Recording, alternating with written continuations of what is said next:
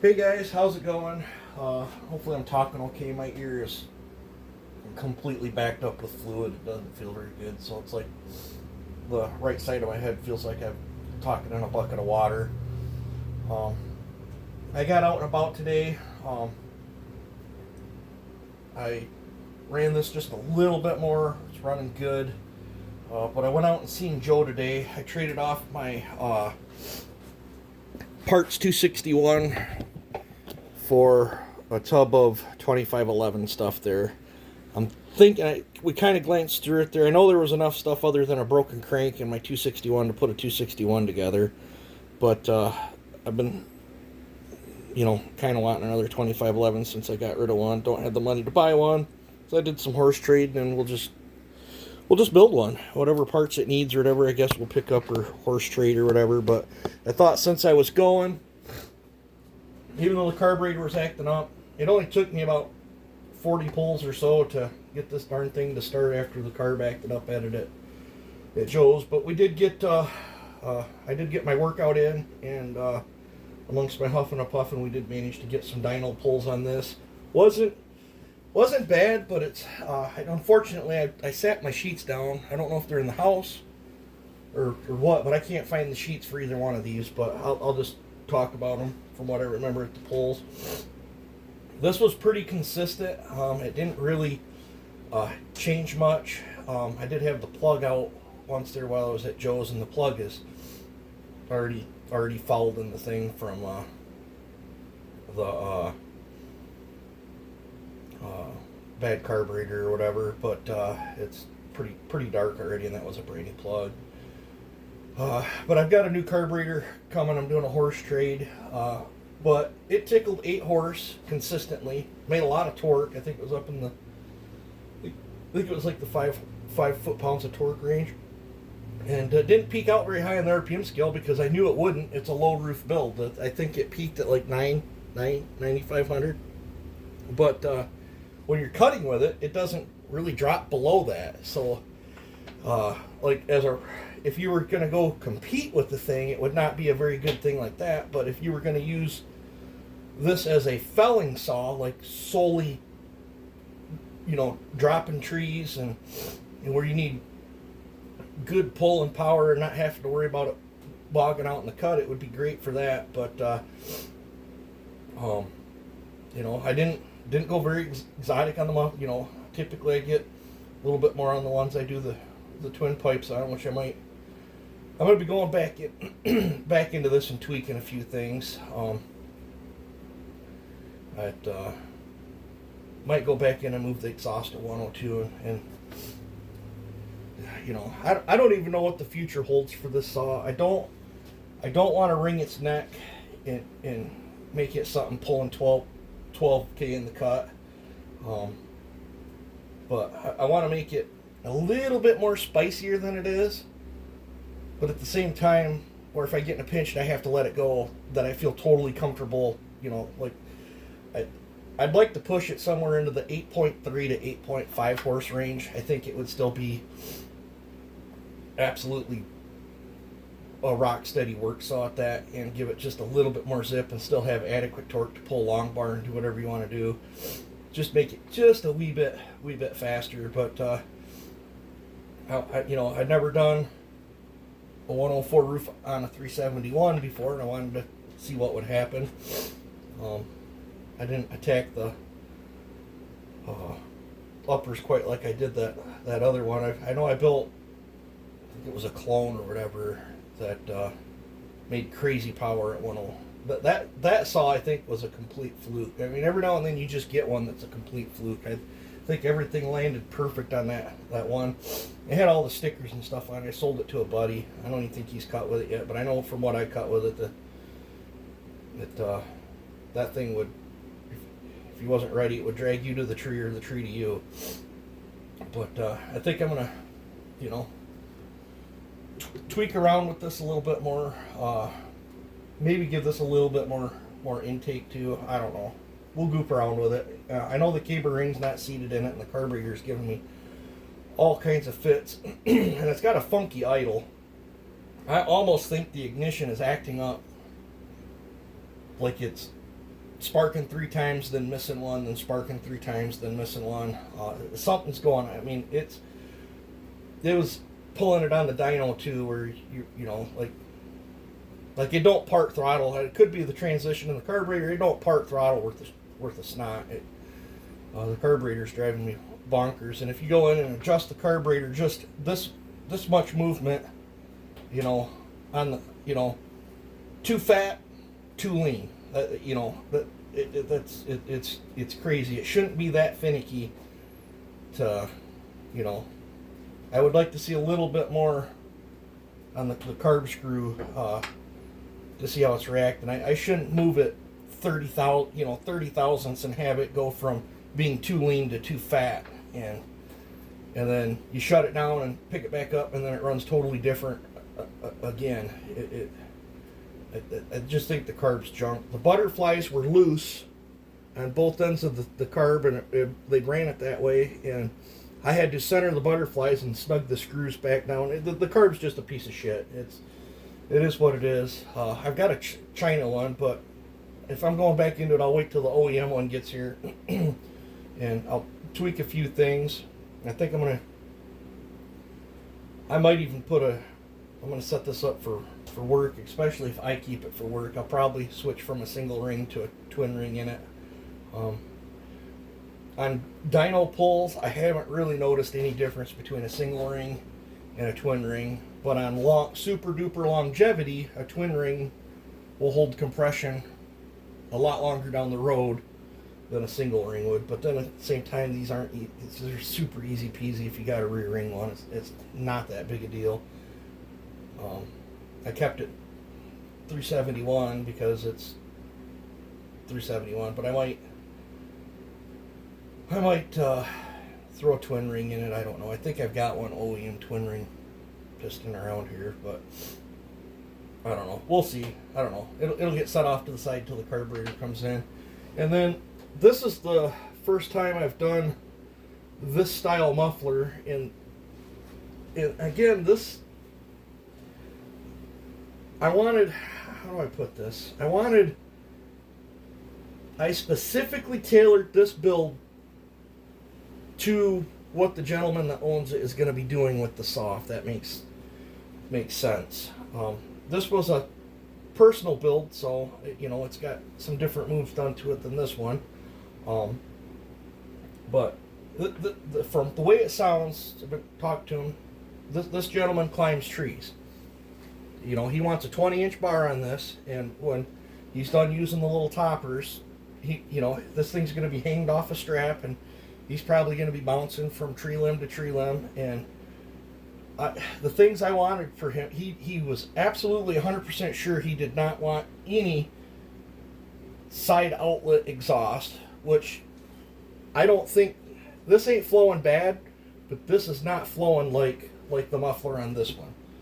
This muffler's moving some air. This one's held back a little bit, but I mean, it's just a little bit. And where this one held back helped in a certain RPM in the torque department, whereas this one was geared more for RPM. So there's plus and minuses, but you know, this saw's only got, well, it was brand new. There was no carbon on the piston. It's got what, like an eighth of a tank. You know, I don't know if you guys can see that. It's got, you know, eighth of a tank at most. If you turn it this way, it's like a half a tank. So I guess it depends on which way you look. That's all the runtime that this saw's got on it. It's gonna perk up. These Echoes take bare minimum 10, probably 15 tanks to seat the rings in. I've got guys that I've done these for that are 100 plus tanks in now, and then they're just telling me it's now just even waking up even more.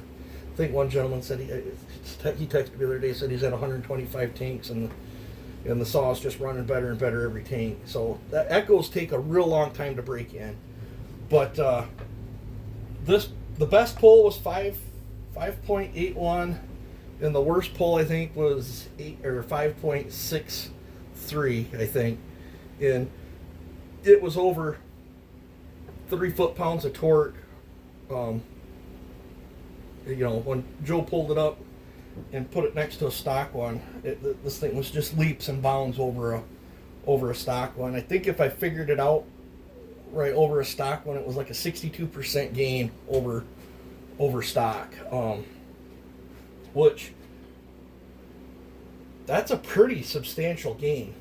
Now, is this a race saw? No, but I could have done some carburetor mods, a little more. Thinking about it now, I almost maybe wished I would have done three deflectors, and I might have got as much flow, or maybe a little bit more than that one. But I'm happy with how this thing pulls in the cut. I don't have a. Looks like I did bend that just a little bit. I might straighten that.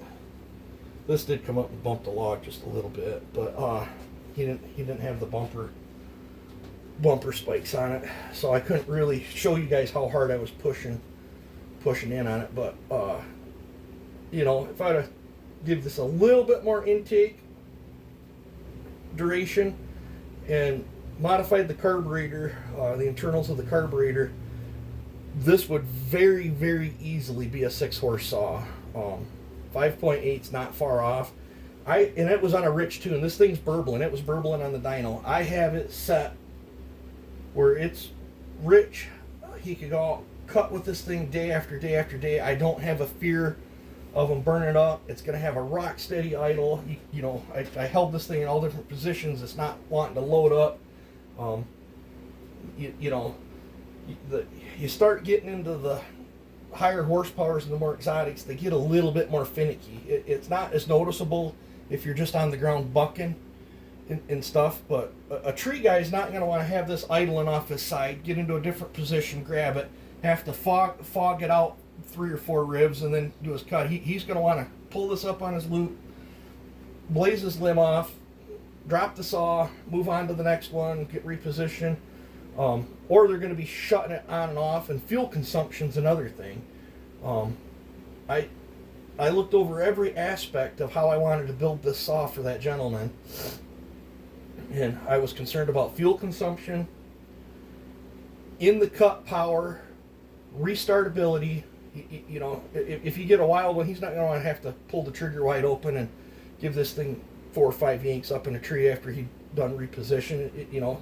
You guys are wore out enough when you're climbing around in a tree. I just wanted to build him a super solid saw is what and I think probably even if you do, I think this thing on a rich tune, after it's all settled in and broke in, it should hit 5.7 consistently. Seeing that it hit 5.8 pretty easily on the first pull, and then I think we did 4 pulls, but it's I think after it's broke in, it's going to be super duper safe to say it's a 5.7 horse saw with really good torque and really excellent manners. And it's not very loud either. It's, this one a little loud. I mean, I would still recommend muffs with this style muffler mod if you guys are thinking about doing it. But if he wants screens, all he's got to do is slide screens in there and sink a little self-tapper, and then it's spark arrestable. I know there's people making caps and all kinds of stuff for screens for the pipes and stuff, but I don't typically do that. If I'm building you a saw, I ask if you're fine with a pipe. If they want a screen, I'll do something like this. I might end up dabbling on maybe one of mine or whatever that I set up for the woods where I have to have screens. I might try a tri-port with these same deflectors. I think there's room I can get one more deflector in there, and it's something that I'm trying to push. But I think this gentleman's going to absolutely love this saw. I know I was cutting with it, and it's fun. How do I describe it? I'm not a production builder. There's people that pump lots and lots of saws out, and they stick to a certain set of numbers and pump all of them out as close as they can to the same. And I'm different. I try to get a feel for the owner of the saw, and then I try to tailor the saw to exactly their needs is what I try to do. I pride myself. I take very good pride in my work. It's not an ego thing. unless you're doing timed cuts, you're probably not going to notice the difference between a 5.5 horse build or a 5.8 horse build unless you're absolutely focusing on timed cuts.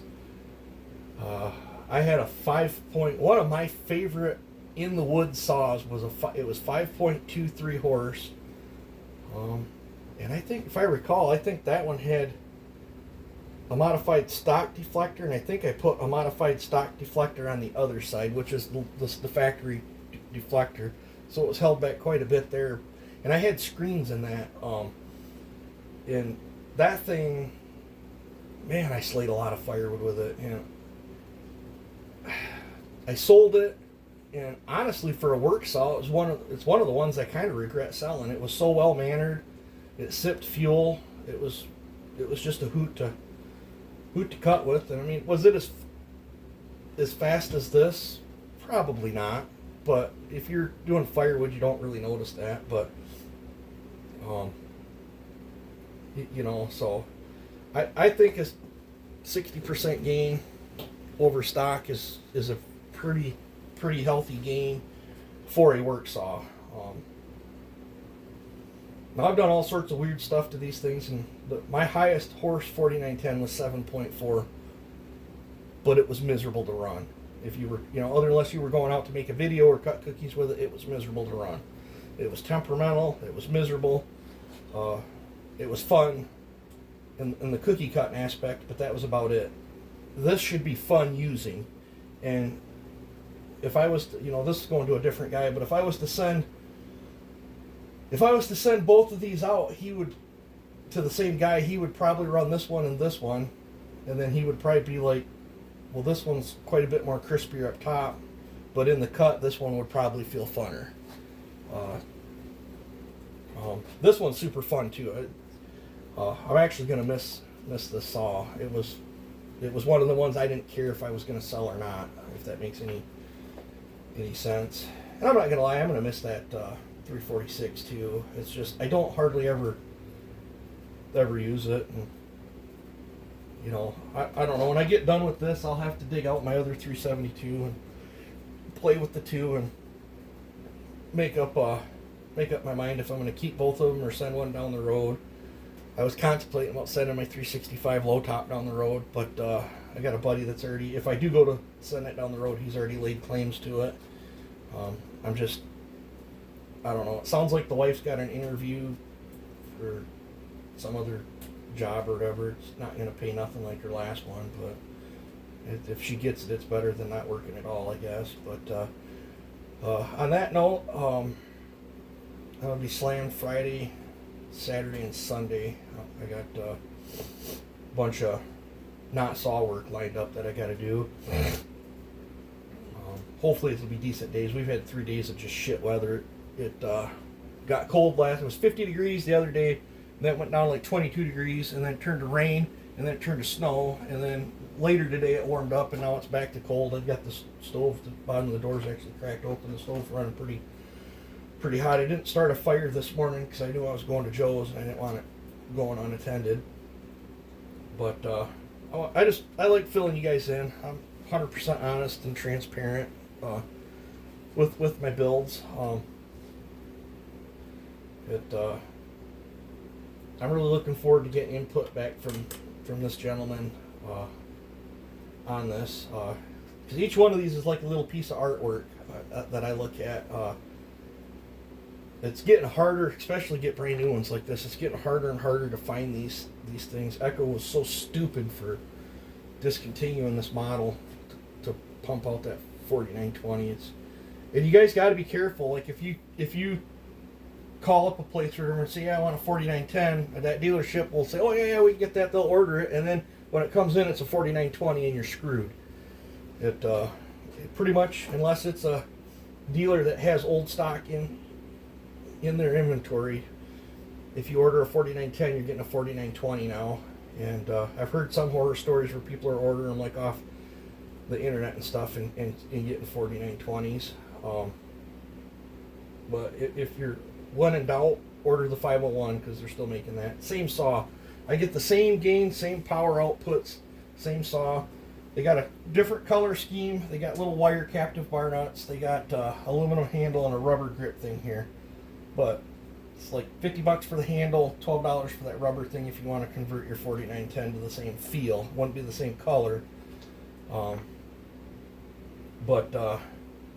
As for that, the port work, all the slots have filled up. I've actually took on 2 other ones on top of the 4 that I originally planned. I figured this one was done, so I filled the spot that this one was in, and I think there's six saws coming total. I'm expecting them to start piling in next week. I hope they don't just show up all at once, but I think I'll record you guys little bits of video to keep things going. I'm still going to be picking out shorts and dropping shorts out of old videos, so a lot of the shorts that you guys see ain't something new that I build. It's just something that I'll probably make a few shorts out of the video I made on this one. For whatever reason, I have to keep shorts rolling to keep the channel active, to keep subscribers rolling in. It's a vicious cycle. But since I've resumed back to making you guys footage, I've noticed the channel's starting to pick back up. It's still not where it was, but it's much better than what it was 3 weeks ago. Thank you. I said thank you. There was a gentleman that did, I think they call it a super thanks. Thank you so much for that. Really means a lot to me. Actually, all you guys mean a lot to me. If it wasn't for you guys, I'd already gave up on this channel and threw it down the crapper and went on with my life and did something different. But I keep this channel going for you guys. I know I don't make the best content. I am making better content than what I did 5 years ago. I think I've had a channel for like 8, but it's come a long way since stuffing you guys in the pocket and just running whatever I put together on the bench. I might start taking on some repair work as well. I don't know how much of that I'll film. Like, I didn't film any of that 500i and that 036 I just fixed, but if I've got the time and the know-how and stuff, and if I gotta run this as a business or whatever, I gotta start logging everything off the 1099 myself at the end of the year and sort all that stuff out. Yeah, we'll figure it out day by day. But this one's done. I'm gonna get it blowed off, cleaned up, fluids drained out of it. I ran it a couple different times. I think it's good to go. I think the gentleman's gonna like it, and this will get set off to the side. These 2 when the checks show up, I gotta find. I think I got 1 box. I'm gonna have to find another box. I'll look at work when I'm there tomorrow. I'll dig in their cardboard bin, see what they got. If not, I'll have to hit up one of the dealers and see if they got any boxes. But yeah, looking forward to these 2 going out to them gentlemen. I'm gonna message my buddy and see where my ETA is on my cases. When the other saws show up, the cases don't matter. But like, I don't really feel like dinking with the 2511 stuff tonight. But I should fire up the washer and start washing all that stuff and clean this off and lay all my parts out and figure out exactly what I need, but I'll cross that another day. But I might start laying out my cylinder tonight and getting my piston and cylinder all set up for the test mule saw. Because what we use the test mule saw for is to hopefully dial in a hard-hitting cylinder for that blacked out build is what I'm hoping. Or who knows. I did some wheeling dealing with another gentleman. I got a